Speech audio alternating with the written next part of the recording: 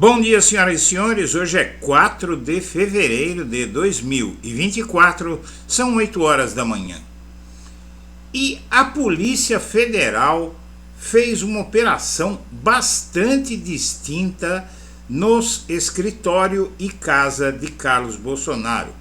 E, além de confiscar um instrumento de espião no melhor estilo James Bond, muito compatível com a BIM paralela, a agência de espionagem paralela de Bolsonaro, a Polícia Federal fez um lance aí meio enigmático que o Carlos Bolsonaro deve estar até agora tentando explicar.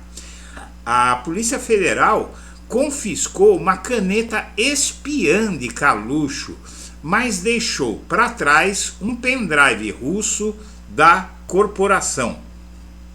Na operação de busca que a Polícia Federal fez na terça-feira passada na casa do Carluxo, na Barra da Tijuca, além de um modem, os agentes levaram um objeto inusitado, ou talvez nem tanto. Isso aqui, pessoal, é uma caneta espiã.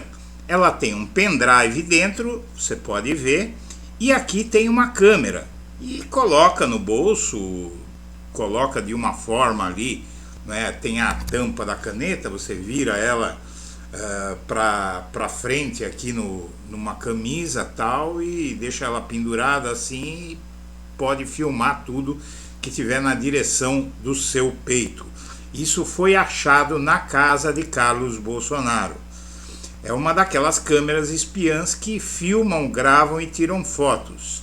Na mesma operação, mas em outro endereço, porém, o escritório do Carlos Bolsonaro na Zona Norte Carioca, os agentes apreenderam um computador e um tal de computador guardião, tal, que o Carlos Bolsonaro disse que não tinha nada a ver, mas deixaram no local um equipamento que a própria Polícia Federal levou, que foi descrito por Carlos como uma espécie de pendrive que aparenta ser de origem russa. Essa é a informação enigmática desse episódio digno de filme de James Bond. Em entrevista a canal português, o Bolsonaro ataca o STF, Lula e máscaras. O Bolsonaro conversou com um comunicador de extrema-direita português sobre a percepção dele em relação ao Brasil desde a eleição de Lula. O Bolsonaro concedeu ontem, sábado, uma entrevista ao comunicador português Sérgio Tavares. Na conversa, ele atacou o STF, Lula e fez comentários sobre a pandemia da Covid. Disse o Bolsonaro: a justiça brasileira, o STF, tirou o Lula da cadeia e depois o tornou elegível. E depois o STF, que 3 dos seus ministros compõem o Tribunal Superior Eleitoral, também trabalharam para eleger Lula a qualquer preço, acabaram as eleições e ninguém entende como Lula ganhou as eleições. Ninguém é muita gente, não é, Bolsonaro? A justiça eleitoral, as urnas eletrônicas e a maioria do eleitorado só entendem muito bem isso. As mesmas urnas eletrônicas, o mesmo TSE, o mesmo sistema eleitoral que elegeu Bolsonaro presidente e elegeu seus filhos. A maioria dos ministros do Supremo comemorou muito a eleição do Lula, disse o Bolsonaro. Moro tenta construir ponte com o TSE em meio a ações de cassação. Ou seja, a estratégia do Sérgio Moro para escapar da cassação é fazer as pazes com o STF agora. Ele vai chegar: olha, agora que vocês vão me condenar, eu vou ficar amiguinho de vocês. Eu fui inimigo de vocês, xinguei vocês, acusei vocês, caluniei vocês, mas agora eu quero ser amigo de vocês porque vocês vão me julgar. O Moro continua demonstrando um nível de burrice surpreendente. Eleição municipal mostrará se o bolsonarismo está com essa bola toda, é a matéria de Hélio Gaspari na Folha. Mas no meio dessa matéria tem algo que é muito interessante. Primeiro que ele diz aí se o Bolsonaro vai mesmo eleger tanta gente assim como ele acha, né? Ele põe em dúvida isso. Mas diz que o Bolsonaro ele vai tentar uma estratégia na eleição do ano que vem. Ele vai sair candidato, gente. Ele vai sair candidato, provavelmente a prefeito de alguma cidade aí, talvez do Rio de Janeiro, e vai colocar um parente dele como vice.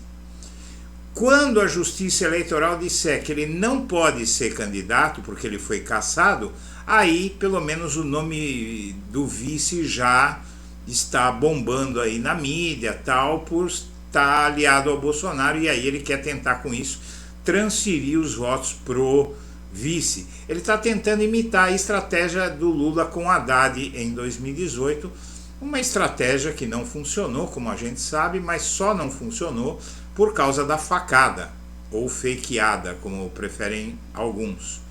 Então vamos ver aí esse movimento do Bolsonaro. E o poderoso chefão do Congresso é o Arthur Lira, é alguém com quem Lula tem que tomar muito cuidado, porque o Arthur Lira faltou no ato pela democracia. O Arthur Lira disse que estava com problema de saúde de um parente. O Arthur Lira faltou agora esse ato do Porto de Santos, lá com o Tarcísio, Lula, e o Arthur Lira está tentando emplacar um presidente da Câmara alinhado com ele. Todos sabemos que o Arthur Lira tem poder para, inclusive, até derrubar o Lula, a menos que o STF se interponha no meio. O Lira tem poder para derrubar o Lula. Lula volta a Minas Gerais e decidiu se engajar na campanha pela prefeitura de Belo Horizonte. Não vai ser fácil, o Zema está muito forte lá, não é? Mas BH funciona mais ou menos assim que nem São Paulo, né? É um pouco mais progressista que o resto do estado, assim como São Paulo, capital, é mais progressista que o estado inteiro. A mesma coisa acontece em Belo Horizonte. Vamos ver no que é que dá. A eleição municipal vai mostrar então se o bolsonarismo está com essa bola toda. E apesar do affair, Tarcísio foca a pauta liberal para se contrapor a Lula. Na verdade, o Lira andou aí flertando com Lula, participou desse evento, muita simpatia, mas o Lira é inimigo do Lula. Ele é neoliberal até a raiz dos cabelos, é privatista, está muito longe de Lula. Só que o Lula não é bobo nem nada, então, como dizia Maquiavel, ele mantém os amigos perto e os inimigos mais perto ainda para ficar de olho neles. Ecos da Lava Jato, Lula e Dias Toffoli do STF ensaiam reconciliação. O Lula, apesar da mágoa com o Toffoli, que impediu que ele fosse ao enterro do irmão Vavá quando estava preso, o Toffoli vem fazendo muitos gestos em direção ao Lula, tentando reatar a amizade com o Lula, agora que o Lula é presidente, não é? Porque quando ele estava na cadeia, o Toffoli pisou na cabeça dele, e o Lula, com isso, ele não estava perdoando o Toffoli, mas aí a gente sabe como é o Lula, não é? Ele acaba pondo de lado as mágoas, porque ele também não é bobo, o cara é ministro do STF, então vamos ver no que vai dar também isso.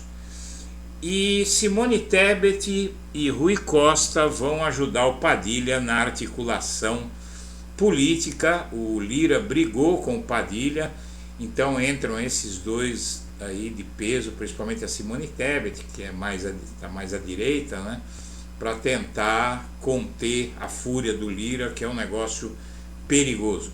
Senhoras e senhores, eu agradeço a atenção e deixo o meu abraço para todo mundo.